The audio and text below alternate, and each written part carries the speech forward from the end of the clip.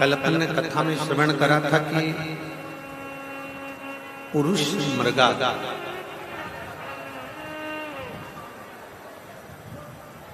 भगवान शंकर के वो भक्त हैं, भगवान शिव की वो भक्ति करते हैं। एक भी शिवलिंग उनके नेत्रों से, उनकी पूजन से छूटता नहीं।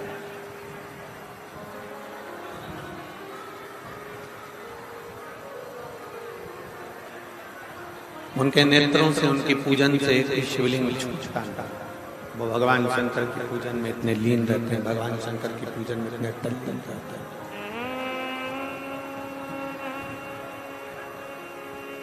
बस हम आपसे ये नहीं कहते कि आप प्रत्येक मंदिर जाओ या प्रत्येक देवालय शिवालय की ओर जाओ, इसका प्रेशर बढ़ेगा। हम आपसे ये नहीं कहते कि आप प्रत्येक देवालय शिवालय जाइए, प्रत्येक शिव मंदिर में जाते रहिए, पर इतना सा निवेदन जरूर करेंगे, आपके नजदीक में जो शिवलिंग है, आपके नजदीक में जो शिवालय है, आपके नजदीक में जो शंकर भगवान का मंदिर है, आपके नजदीक में जो शंकर की चौखट है, उसके सामने से भी हृदय से, भाव से, उसके सम्मुख से भी अगर निकल कर चले गए, उसके सम्मुख से भी अगर निकल कर चले गए, तो मेरा ओगरदानी आपकी झोली खुशियों से भर जरूर देता है।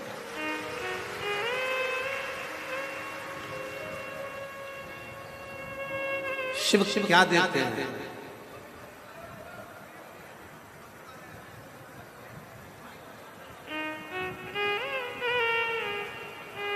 जहां कल हम जिस जगह पर जैन साहब के यहाँ पर सराफे वाले जैन साहब के यहाँ हम रुके हुए हैं, तो वहां कल एक बेटे ने प्रश्न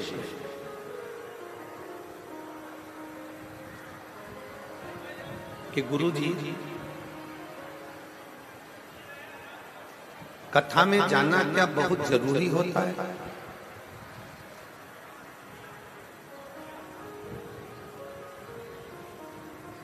जिन सराफे वाले जैन साहब से हम रुके हैं, वहां पर एक बेटे ने प्रश्न किया, क्या कथा में जाना जरूरी होता है? हम शिव महापुराण की इस कथा के माध्यम से आपसे कहेंगे कि आप अपने घर में रहो, परिवार में रहो, कुटुंब में रहो, रिश्तेदारों में रहो, चाहे आप कथा के किसी क्षेत्र में रहो, जहां बैठकर भी अगर आप शंकर की भक्ति कर रहे हैं,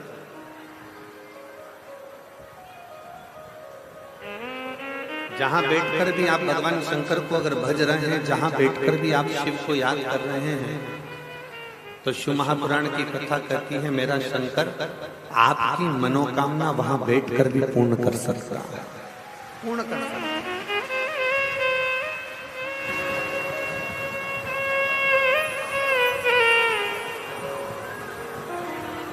बस उसको दिल से याद किया, उसको दिल से स्मरण किया।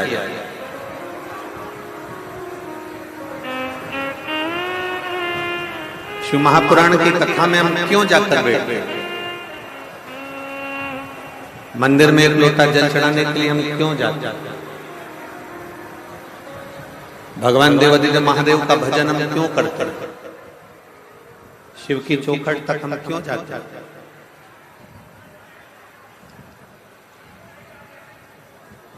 आप इतने सारी मात्रा में बैठे हुए, आप में से किस किस के यहाँ पर गौ माता है? जिनके घर में, खेत पर, खले में, किस किस के यहाँ पर गौ माता है? जरा हाथ उठाओ, जरा है सबके यहाँ? रख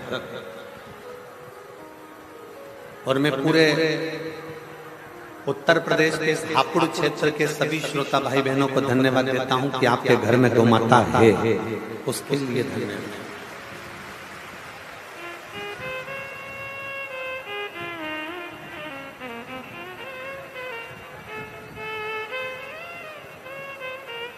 मैं संपूर्ण उत्तर प्रदेश वासियों को धन्यवाद देता हूं कि आप अपने घर में कम से कम गौ माता की सेवा तो कर रहे हैं, गौ सेवा में तल्लीन तो।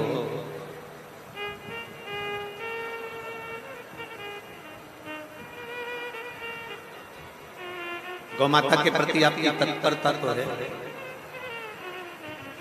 और होना चाहिए। अब जिनके यहाँ पर गौ माता है वो जानते होंगे कि गाय का यदि दूध निकालना है तो उसको खूंटे से बांधना पड़ता है।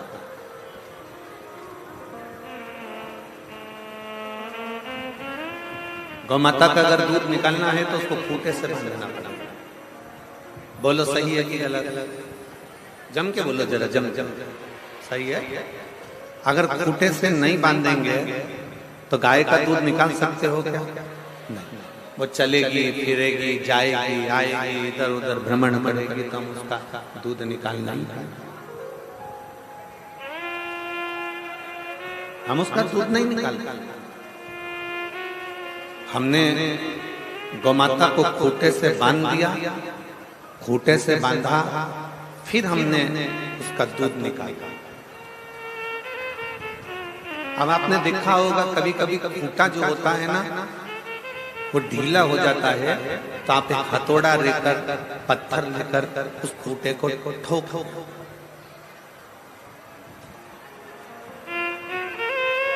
क्यों ठोकते हो? कि वो ढीला हो गया, वो ढीलापन आ गया उसमें, तो वो खूंटा उतर जाएगा, वो खूंटा निकल जाएगा, इसलिए उसको अपने पत्थर से आपने उसको हथौड़े से ठोका। आपने पत्थर से, हथौड़े से उसको ठोका।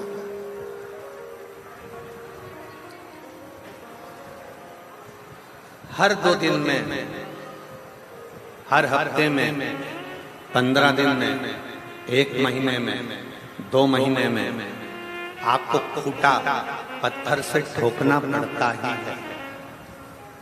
क्योंकि गाय, बछड़ा ये खूंटे को हिला देते हैं और खूंटा हिलता है और खूंटा निकल जाता है। उसको ठोकना पड़ता है। खूंटे से गाय को बांधना पड़ता, तब दूध निकलता है। शिव महापुराण की कथा कहती है जैसे खूंटे को पत्थर से ठोकना पड़ता है जिससे ये खूंटा निकले ना, उसी तरह इस मन को शिव महापुराण में ले जाकर थोड़ा रोकना पड़ता है जिससे ये मन विचलित।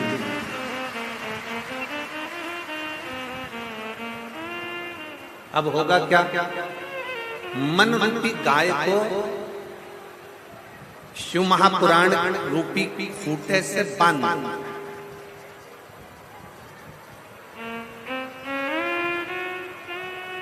जब मन रूपी गाय शिव महापुराण रूपी खूंटे से बंधी रहेगी, मन रूपी गाय जब शिव महापुराण रूपी खूंटे से बंधेगी तो जैसे खूंटे से बंधने के बाद गाय का दूध निकाल सकते हो, उसी तरह शिव महापुराण से जब ये मन बंध जाएगा तब मेरा ओघड़ दानी आपकी झोली भी भरकर चलेगी।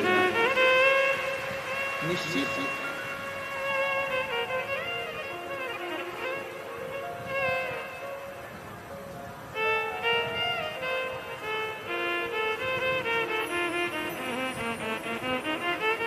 भक्ति कैसे करना है? भक्ति का क्रम क्या है? भक्ति करना कैसे है? भक्ति के बल पर हम क्या प्राप्त कर सकते हैं? भक्ति के बल पर हम कैसे, क्यों? अभी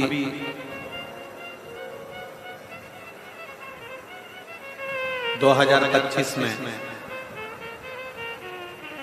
कुंभ का मेला आ जाएगा प्रयागराज में।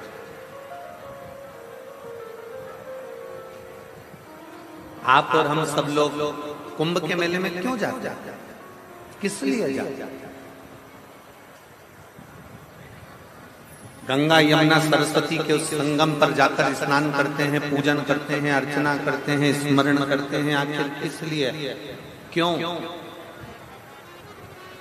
हम किस कारण से प्रयागराज की इस पवित्र भूमि पर पहुंचते हैं? क्यों? क्योंकि वहां 3 कार्य होते हैं। पहला, पवित्र नदियों का स्नान हो जाता है। दूसरा, साधु संत सन्यासी तपस्वी साधक उपासक का दर्शन हो जाता है। और तीसरा, हम भारतीयों को, हम सनातनियों को अपनी संस्कृति का ज्ञान हो जाता है कि हमारी संस्कृति हमारा धरोहर है।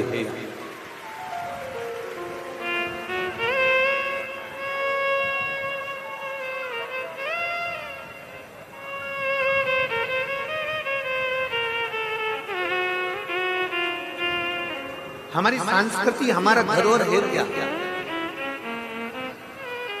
मैं माननीय उत्तर प्रदेश के यशस्वी मुख्यमंत्री माननीय योगी जी को धन्यवाद देता हूं कि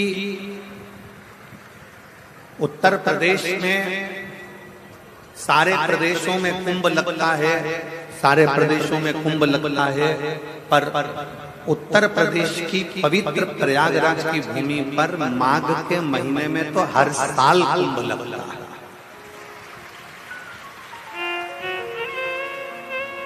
लोगों का एक कुंभ समानना भारी पड़ जाता है। और मैं माननीय योगी जी को, मुख्यमंत्री जी को साधुवाद देता हूं कि जिनके नेतृत्व में जो कुंभ लगता है वो कुंभ देखने लायक और भगवान के विदल भक्ति को धारण करने लायक, एक शिव तत्व को प्राप्त करने। भक्ति किसको कहते हैं?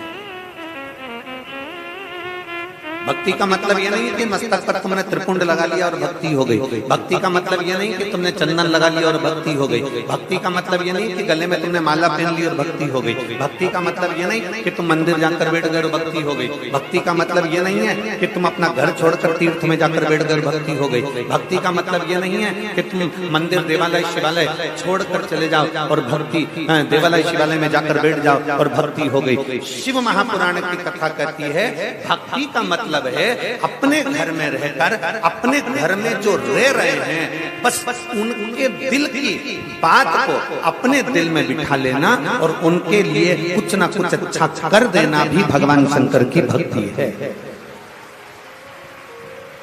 शिव की भक्ति है। सीखो मेरे महादेव से, सीखो मेरे देवादिदेव महादेव से, सीखो मेरे भगवान शंकर भगवान से। भगवान नारायण ने माता लक्ष्मी को अपने चरणों के पास रखा, ब्रह्मा जी ने ब्रह्माणी को अपने पास में रखा, इंद्र ने इंद्राणी को अपने पास में रखा। जितने भी देवता हैं उन्होंने अपनी पत्नी को अपने पास में रखा। केवल एक देवादिदेव महादेव से हैं जो अपनी पत्नी को पास में नहीं, अपनी पत्नी को अपने स्थान से ऊंचा रखते हैं और सम्मान दिलाते हैं।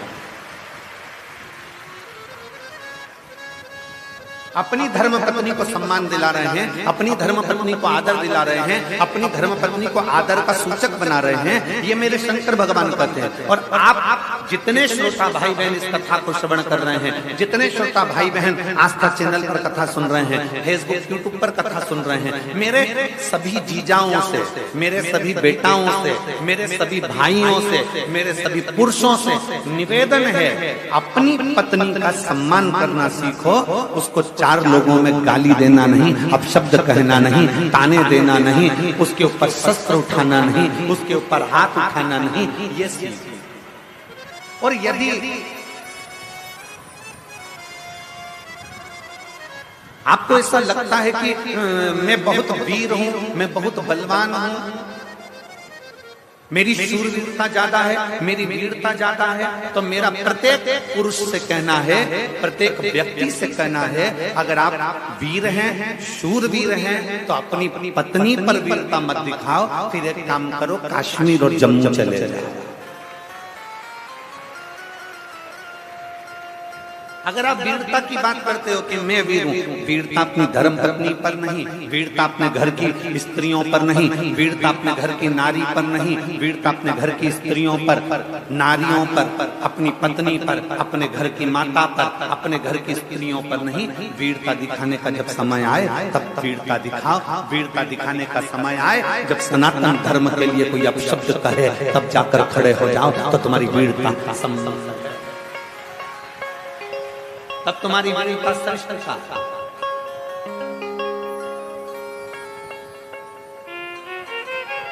और मैंने तेरे ही भरोसे बाबा, तेरे ही भरोसे हवा बिच उड़ती जवानी बाबा, डोर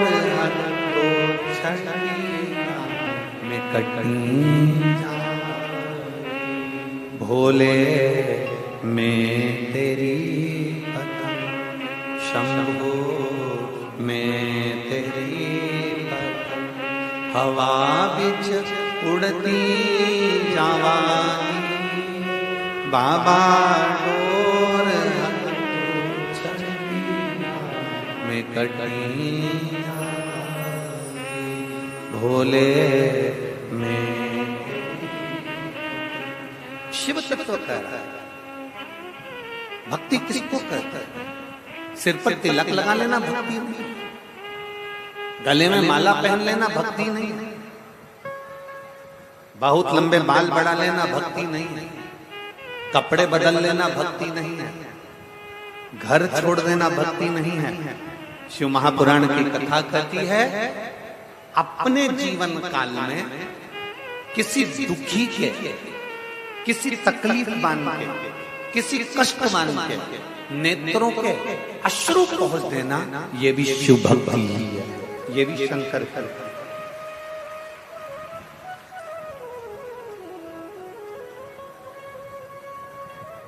मोबाइल किस किसके पास में है?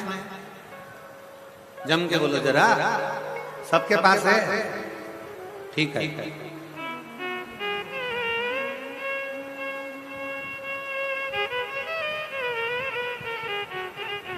अब जितनी मेरी जीजियां बैठी हैं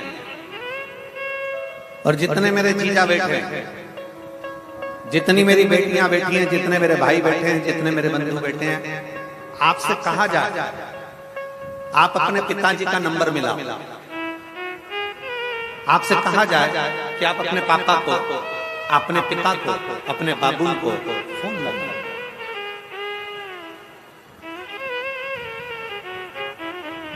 अगर नंबर सही डायल करोगे तो पिताजी को फोन लगेगा। बोलो सही है कि गलत है? जम के बोलो जरा। अगर नंबर सही डायल करोगे तो पिताजी को फोन लगेगा। अगर एक भी नंबर सही नहीं है तो पिताजी को फोन नहीं लगेगा। कांटेक्ट दूसरे से हो जाएगा, बात दूसरे से हो, नंबर दूसरे को लग जाएगा। सही नंबर डायल करोगे तो पिता से बात हो सकती है, सही नंबर डायल करोगे तो अपने पिता से बात कर सकते हो, सही नंबर डायल करोगे तो विश्व में कहीं पर भी फोन लगाओ, व्यक्ति से संबंध जुड़ जाएगा, बात हो जाएगी। कोई अमेरिका रह रहा है, कोई यूएसए रह रहा है, कोई मालूम पड़े चीन रह रहा है, कोई मालूम पड़े जहां मर्जी पड़े वहां रह रहा है, तो आपने अगर सही नंबर डायल करा है तो व्यक्ति कहीं पर भी है ना, उससे संबंध जुड़ जाएगा। और अगर आपका नंबर गलत है, आप नंबर सही नहीं डायल कर पाए तो फिर वो जुड़ नहीं पाएगा। शिव महापुराण की कथा भी ये कहती है, भगवान शंकर की कथा भी ये कहती है कि श्री शिवाय नमस्तुभ्यम, शिव महापुराण का वो अक्षर है, शिव महापुराण का वो मंत्र है, शिव महापुराण का वो शब्द है कि एक बार अगर कोई डायल करता है तो मेरे पिता शंकर से उसकी बात हो जाएगी।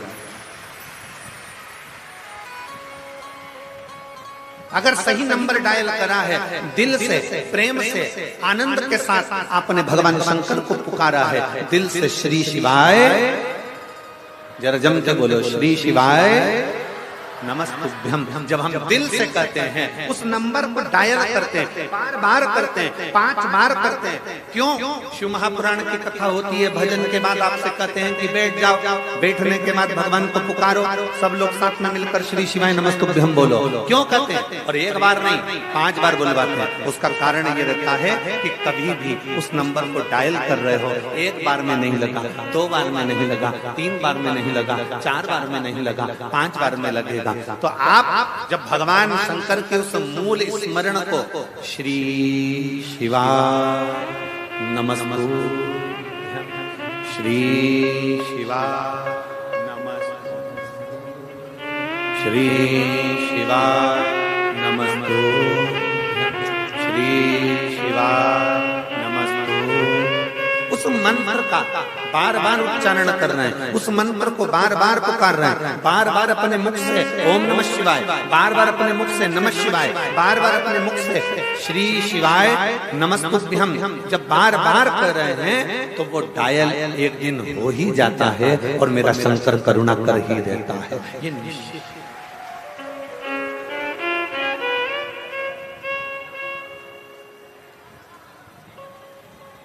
शिव कृपा करता है।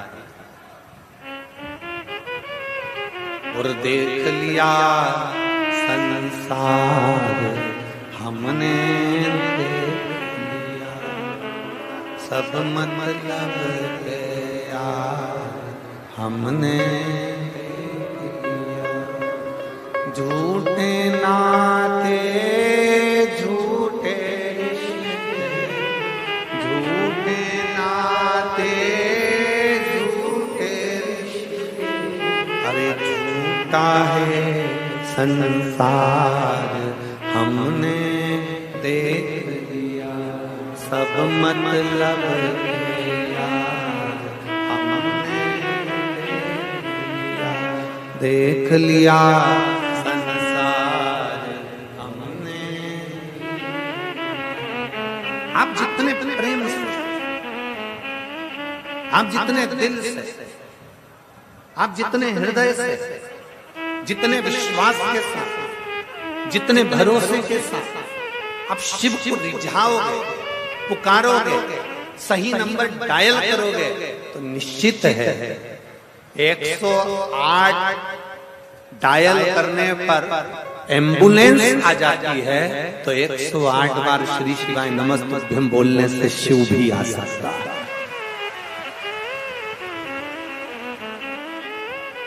मेरा वो घड़दानी मेरा शंकर भी आ सकता है। एक पत्र है,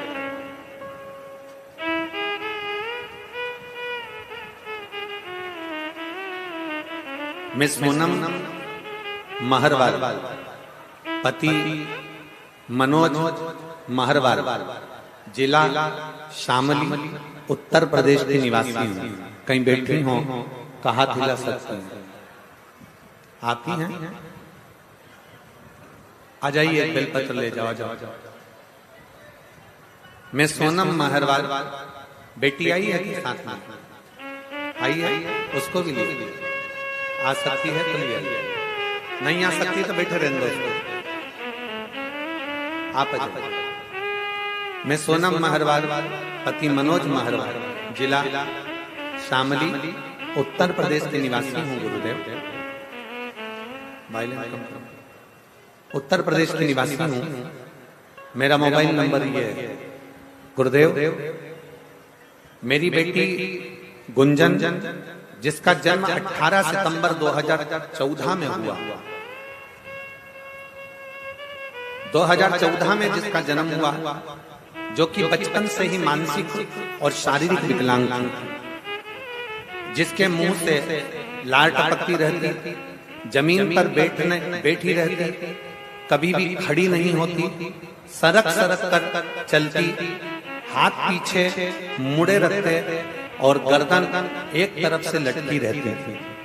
गुरुदेव, मुंह से कुछ बोलती नहीं थी, उसका एक हाथ पीछे मुड़ा रहता, राल टपकती रहती, गर्दन टेढ़ी रहती और कभी खड़ी नहीं हुई। बिठा दो तो बस खसक खसक कर चलती थी और मानसिक विकलांग।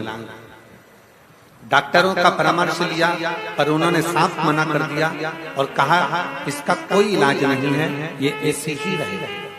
गुरुजी सुनकर बहुत दुख हुआ। लड़की का जीवन अब करूं तो करूं क्या।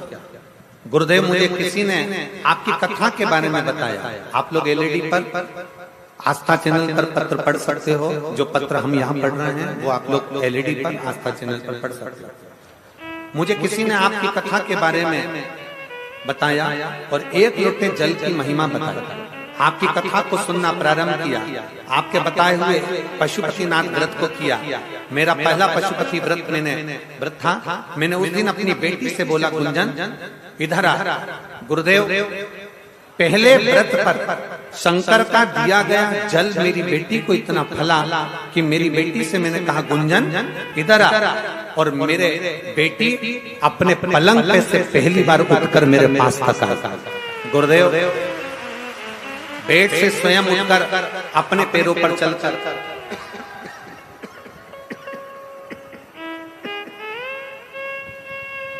बेड पर से उठकर अपने पैरों पर चलकर मेरे पास आई। गुरुजी उस दिन से महादेव पर मेरा विश्वास और बढ़ गया। महादेव की ऐसी कृपा है गुरुदेव, अब मेरी बेटी के मुंह से लार टपकना बंद हो गया और वो चलने भी लगी। कभी कभी अब बोलना प्रारंभ करा तो पापा मम्मी शब्द बोलने लगी। मैं बाबा को प्रणाम करने आई हूँ कि डॉक्टर ने तो हमेशा के लिए मना करा था, पर मेरी बेटी अब चलने भी लगी है और मेरी बेटी अब सुनने भी लगी है।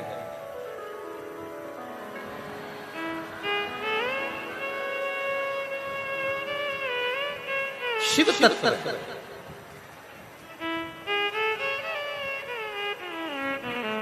एक लाइन अच्छी लिखी है।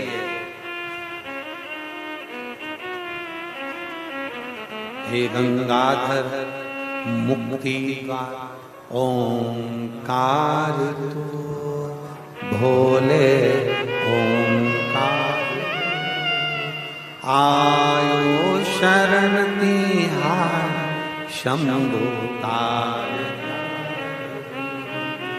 बखान क्या करूं मैं रागों के ढेर का, चपटी भभूत में खजाना हुए का।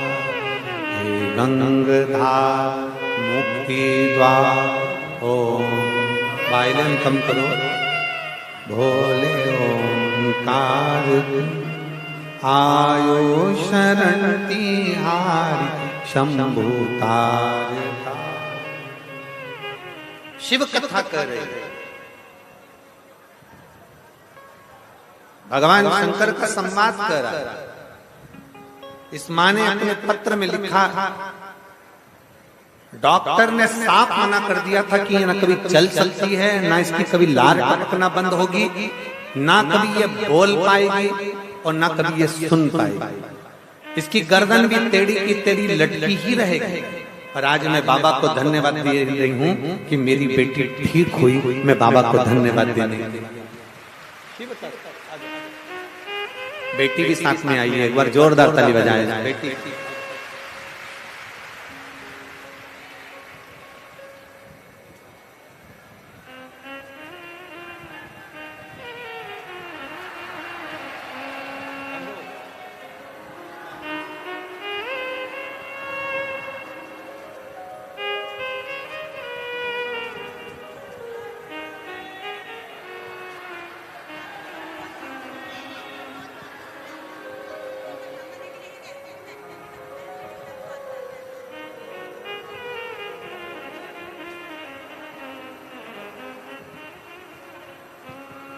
खिसक खिसक कर चलती थी, मुंह में से राल बहता रहता था। इससे गर्दन पूरी टेढ़ी हो गई थी, हाथ पूरा टेढ़ा हो गया था पीछे, और पलंग पे से उठ नहीं पाती थी।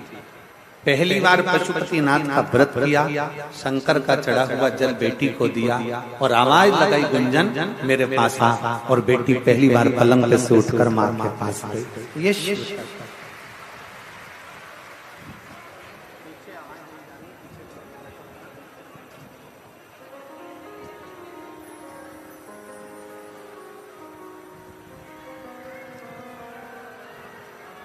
तत्व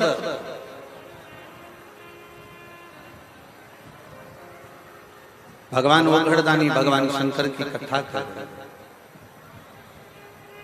देवादिदेव महादेव का चरित्र करा। एलईडी वालों से निवेदन है, एलईडी चालू करें पीछे की। सब जगह की एलईडियां बंद हैं, एलईडियां चालू करें। और यजमान परिवार से निवेदन है कि कृपया टेंट बढ़ाने का प्रयास करें। हमने कल भी कहा था, भक्त लोग सारे ग्रुप में बैठे हुए हैं, परेशान हो रहे हैं।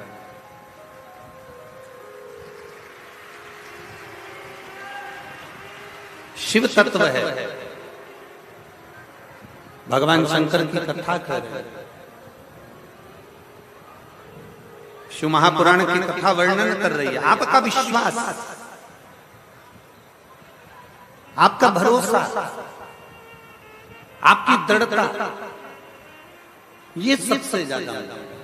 अभी कथा में कह रहे थे कि नंबर करोगे, नंबर डायल करोगे तो शंकर जरूर मिलेगा। सही नंबर डायल करोगे, सही नंबर अगर डायल किया है तो अपने पिता से बात जरूर हो। सही नंबर अगर डायल किया है तो अपने बाबुल से बात जरूर हो। सही नंबर अगर डायल करा है तो अपने पति से बात जरूर होगी। सही नंबर डायल करा है तो अपनी पत्नी से बात जरूर होगी। और मुख से सही विश्वास के साथ अगर श्री शिवाय नमस्तुभ्यं कहा है तो भोलेनाथ की करुणा जरूर होगी। निश्चित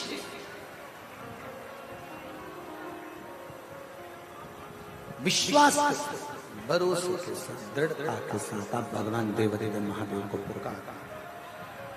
विश्वास के साथ, दृढ़ता के साथ आप भगवान शंकर को पुकार। विश्वास के साथ, दृढ़ता के साथ आप भगवान शंकर की भक्ति। शिव भक्ति।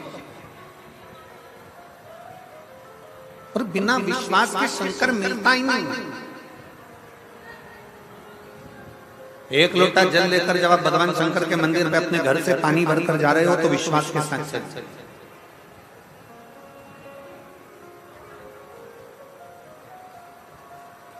एक सुंदर प्रसंग आता है भगवान शंकर के हनुमतेश्वर शिवलिंग का वर्णन आता है स्कंद पुराण।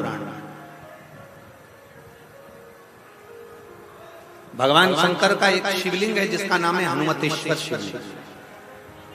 बहुत सावधानी से कथा सुनिएगा।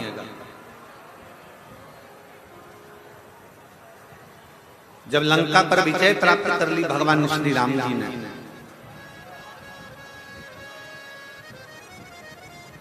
और लंका पर जब विजय प्राप्त कर ली तब भगवान श्री राम माता जानकी जी को लेकर सारे वानरों के साथ चल दिए। गंधमादन पर्वत पर पहुंच गए।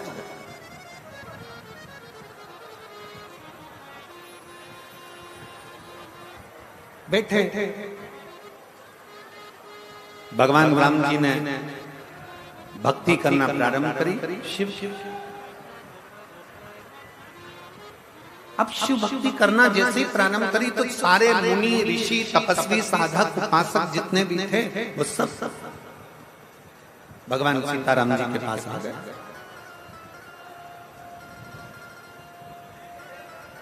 जैसे ही भगवान सीताराम जी के पास में सारे ऋषि मुनि तपस्वी साधक उपासक आए, इतने में से एक ऋषि ने, एक मुनि ने भगवान सीताराम जी से कह दिया, प्रभु आपसे कुछ कहना चाहता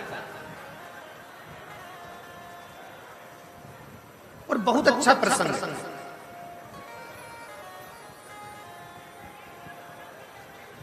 बहुत अच्छा प्रसंग। शिव महापुराण की कथा कहती है ना, अगर व्यक्ति गलती कर रहा है ना तो प्रयास करो उसकी गलती को एकांत में ले जाकर समझाया जाए, उसकी गलती को एकांत में ले जाकर बोला। और व्यक्ति अगर अच्छा कार्य कर रहा है, बहुत अच्छा कार्य कर रहा है, तो शिव महापुराण की कथा कहती है कि ये भी प्रयास करा जाए कि उसकी अच्छाई को जनमानस तक पहुंचाया जाए। पर आज संसार की रीति जरा उल्टी है। संसार की रीति जरा उल्टी है। बुराई को दुनिया के लोग पूरे जनमानस में फैलाते हैं और अच्छाई को दुनिया के लोग दबाकर रख देते हैं। दबाकर कितना विचित्र है। एक बहू को अगर भोजन बनाना नहीं आता, एक बहू को चाय बनाना नहीं आती, एक बहू को अगर घर संभालना नहीं आता, एक बहू को अगर कोई कार्य नहीं आता, एक बहू को मान लो गाय भैंस संभालना नहीं आई, एक बहू को मान लो घर संभालना नहीं आया, एक बहू को मान लो लैपटॉप चलाना नहीं आया, एक बहू को थोड़ा सा घर का कोई काम नहीं आया। तुमने कहा कि भजिए बना ले, भजिए बनाने नहीं आए, तुमने बोला कि सब्जी बना ले, सब्जी बनाना नहीं आई, रोटी बना ले, रोटी बनाना नहीं आई, नहीं सीखा। हो सकता है पढ़ने में लगी होगी, विद्याध्ययन में लगी होगी, कहीं एजुकेशन में लगी होगी, नौकरी में लगी होगी, नहीं संभाल पाई अपने माता पिता के घर में, वो काम नहीं कर पाई। वो अपने माता पिता के घर में कोई कार्य ना कर पाए, हो सकता नहीं संभाल पाई। अब सास का क्या फर्ज है, देवरानी जेठानी का क्या फर्ज है? हमारी बहू को रोटी बनाना नहीं आता, हमारी बहू को सब्जी बनाना नहीं आता, हमारी बहू को यह काम नहीं आता, तो घर की स्त्री का फर्ज क्या है, घर के लोगों का फर्ज क्या है, घर की ननद का फर्ज क्या है, घर की देवरानी जेठानी का फर्ज क्या है, घर की सास ससुर का फर्ज क्या है कि मेरी बेटी को जो नहीं आता, सास ये विचार करे, देवरानी जेठानी ये विचार करे, ननद ये विचार करे कि मैं अपनी भाभी को ये चीज सिखा दूंगी, धीरे धीरे सीख जाएंगे। पर होता क्या है, चार लोगों में मौसी आई, हमारी मंजली बहू को तो कच्छू ना है, हमारी छोटी बहू को तो कच्छू ना है, हमारी बड़ी बहू को तो कच्छू ना है, मामी आई छोटी बहू को तो कच्छू ना है, काका जी आए हमारी छोटी बहू को कच्छू ना है, हमारी बड़ी बहू को कच्छू ना है, हमारी मंजली बहू को कुछ ना है। बस बुराई बुराई बुराई। अब निवेदन है कि तुमने उसकी गलती को सबसे कहा। अब वही बहू अगर तुम्हारा ससुर बीमार पड़ा, तुम्हारी सास बीमार पड़ी और उसको गाड़ी में बिठाकर हॉस्पिटल लेकर गई, 4 दिन तक हॉस्पिटल में पड़ी रही, पूरी दवाइयां समय समय पर देती रही, तो अब सास ससुर का फर्ज बनता है कि ये भी तो जनमानस को कहो कि मेरी बड़ी बहू जैसे छोटी बहू जैसी कोई नहीं जो ससुर को हॉस्पिटल ले जाकर दिखा। पर नहीं, हम इन चीजों का स्मरण नहीं करते। हम तो केवल जो अच्छाई है उसको दबा देते हैं, जो बुराई है उसको प्रकट करते हैं। अच्छाई को दबा रहे, बुराई को प्रकट करते। और शिव महापुराण की कथा कहती है बुराई को दबा दो और अच्छाई को प्रकट कर दो।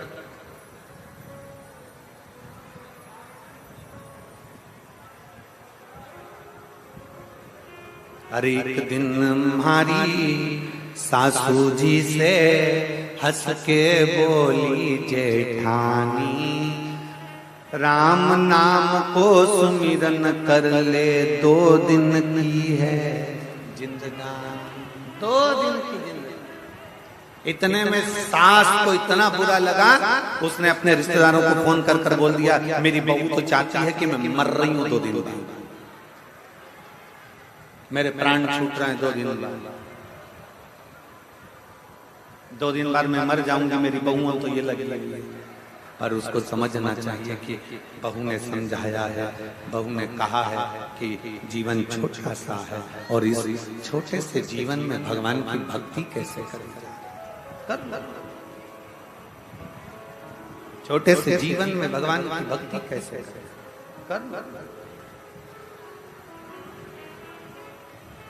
तीनों कैमरे वाले वहां से हट जाओ, लोगों को देखने में तकलीफ हो रही है, हटो।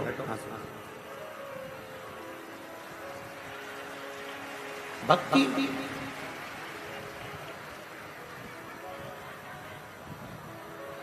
शिव को प्राप्त करना,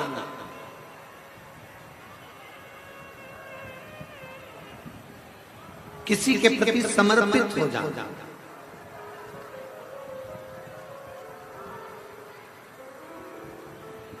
मेरे भोले बाबा को, मेरे शंकर भगवान को तुमसे करोड़ों का धन नहीं चाहिए।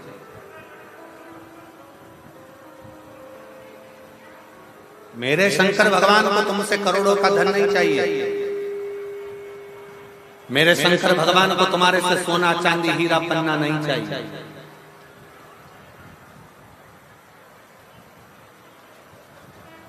मेरे शंकर भगवान को तुमसे करोड़ों का धन नहीं, हीरा पन्ना सोना चांदी अंबर पीतांबर आभूषण रतन माणिक मोती मेरे शंकर को नहीं चाहिए। मेरे शंकर को तो केवल तुम्हारा निर्मल मन चाहिए, केवल निर्मल मन।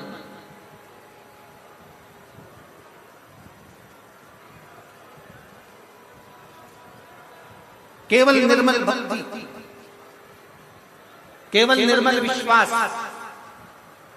केवल निर्मल दृढ़ता, केवल निर्मल भरोसा। आप शिव के मंदिर में जल लेकर जा रहे हो, एक लोटा जल भर कर जा रहे हो, भगवान शंकर को क्या दे रहे हो? तुम्हारे घर का जल, अर्थात तुम्हारे घर का जल नहीं है, तुम्हारे घर का चढ़ा हुआ जल तुम्हारा बदल देगा कल। इसलिए तुम विश्वास के साथ शिव के द्वार जाओ।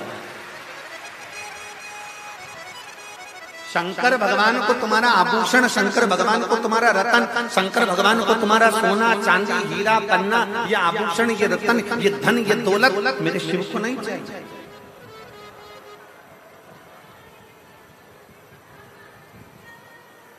कोई तुमसे कह दे कि सीओर वाले महाराज की कथा करवाना है तो महाराज जी को 50 लाख देना पड़ेगा, 25 लाख देना पड़ेगा, 30 लाख देना पड़ेगा, 70 लाख देना पड़ेगा, 80 लाख देना पड़ेगा, 90 लाख देना पड़ेगा, 1 करोड़ देना पड़ेगा। तो जो देने वाला हो ना, उसको एक बार मेरे पास जरूर लेकर आना, उसके चरण पकड़कर पूछूंगा कि कौन से 25, 50, 60, 70, 80, 90, 1 करोड़ 2 करोड़ तुमने सीओर वाले महाराज, उसके चरण पकड़कर जरूर पूछूंगा कि प्रमाण जरूर देना कि साहब सीओर वाले महाराज को तुमने 25 लाख, 50 लाख, 1 करोड़ 2 करोड़ 25 लाख दिया। शिव भक्ति में, शंकर की भक्ति में एक लोटा जल सारी समस्या का हल। भगवान शंकर की अविरल भक्ति को अपने भीतर उतारो। भगवान शंकर धन से कभी राजी नहीं हुआ, भगवान शंकर तुम्हारी प्रॉपर्टी से कभी राजी नहीं हुआ, भगवान शंकर तुम्हारी दौलत से कभी राजी नहीं हुआ। भगवान शंकर तो तुम जो निर्मल मन से ये धूप में बैठे हैं, छाता लगा लगा कर, पानी की 2 बॉटल लेकर, अपने सिर पर पानी की कैरेट लेकर, कहीं बिस्कुट लेकर, मेरी जीजियां अपने अपने बैग में ले लेकर आई हैं, कोई टॉफी लाई है बच्चों को देने के लिए, लोगों को देने के लिए। क्यों? क्योंकि सीओर वाले महाराज कहते हैं कि मुख झूठा कराना जरूरी है। एक छोटी सी डायरी में तुमने अगर किसी को 5 रुपए का पानी पिलाया है तो वो लिख कर रखना कि मैंने 6 तारीख को दोपहर में 4 बजे मैंने किसी एक को 5 रुपए का पानी पिलाया। और फिर कहता हूं प्रमाण के साथ में, अगली कथा, इस कथा के बाद जब अगली कथा फिरोजाबाद में हो तो लेटर लिख कर देना कि 7 दिन में 15 दिन में तुम्हारा 5 रुपया 5000 के बराबर हुआ। ये शिव भक्ति है। लोग छाता लगाए, धूप में बैठे, गर्मी में बैठे, अपार गर्मी की तेज, इस अश्विन के महीने की जो गर्मी है वो सोयाबीन को सुखा देती है, वो गन्ने को सुखाने का प्रयास करती है। उस गर्मी में आप छाता लगा लगा कर पानी की बोतल ले लेकर कथा को श्रवण कर रहे हैं। दुनिया के लोग कहते हैं वो ऋषि ने इतना तप करा, कोई कहता उन तपस्वी ने इतना तप करा, कोई ने कहा उन साधकों ने इतना तप करा।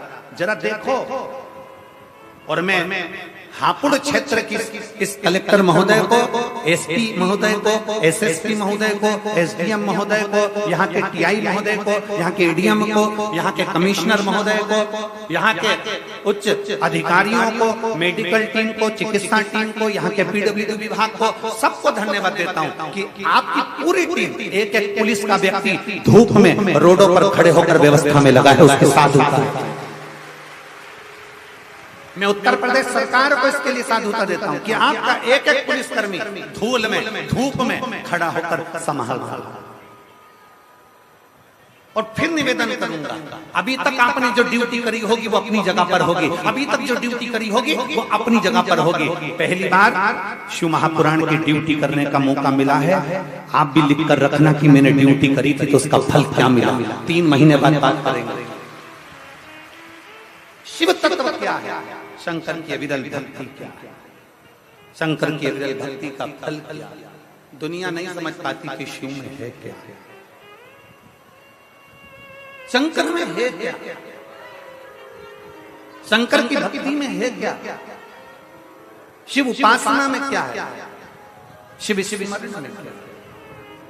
और मैंने तेरे ही भरोसे बाबा, तेरे ही भरोसे हवा बिच उड़ती जावांगी बाबा, डोर हत्तो छठी में कटी जावांगी भोले में शंभो में। एक विश्वास के साथ आप शंकर की भक्ति करिए। जरूरी नहीं कि शिव महापुराण के पंडाल में जाकर बैठोगे तो शंकर की कृपा होगी। आप अपने घर पर टीवी चलाकर भी, अपने घर पर मोबाइल चलाकर भी हापुड़ की इस कथा को अगर दिल लगाकर सुन रहे हो आसन बिछाकर, तो जैसा इस बेटी ने लिखा, इसने नीचे लिखा, मैं आपको जानती नहीं थी, मैं आपको पहचानती नहीं थी, पहली बार मैंने आसन लगाकर टीवी पर दूसरे के कहने पर कथा सुनी थी और आज मेरी बेटी चलने लगी, इससे बढ़कर मुझे क्या चाहिए। आप जहां पर हो, जैसे हो, जिस विश्वास के साथ भगवान शंकर की भक्ति कर रहे हो, शिव करुणा करता जाए। स्कंद पुराण में हनुमतेश्वर महादेव का वर्णन आता है। हनुमतेश्वर महादेव